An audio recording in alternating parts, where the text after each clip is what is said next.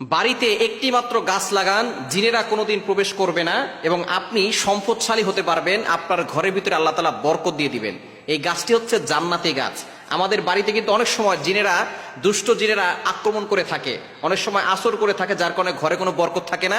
একের পর এক মানুষ অসুস্থ হয়ে যায় এবং অনেক সময় জাদুটোনা হয়, কুফরি কালাম হয়ে থাকে। অনেকে জিন পাচার করে মানুষকে ক্ষতি করার চেষ্টা করে।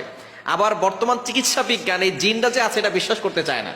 আল্লাহ তাআলা মানুষদের ব্যাপারে একটা সূরা নাজিল করেছে সূরাতুন নাস, আর একটা জিনদের ব্যাপারেও সূরা নাজিল করেছে সূরাতুল জিন। সুতরাং জিন জাতি বলতে কিছু একটা আছে, অদৃশ্য জিনিস, যাদেরকে আমরা দেখতে পারি না। আল্লাহ তাআলা তাদেরকে অদৃশ্য করে রেখেছেন।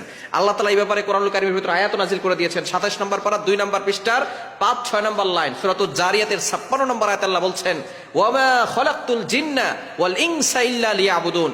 I have created the human and the jinn people to worship only me. আমি মানুষ এবং জিন জাতিকে একমাত্র আমার ইবাদত করার জন্য সৃষ্টি করেছি।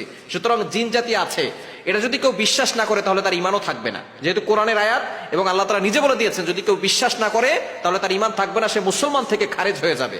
এজন্য জিন জাতি আছে এবং জিন জাতি মানুষকে ক্ষতি করে। যারা অনেক সময় ভয় পেয়েছেন, বিপদে পড়েছেন, তারা এটা বোঝে। আর যারা এখনো বিপদে পড়ে নাই তারা মনে করে জিন জাতি কিছুই না, এটা মানসিক ভারসাম্যহীনতা।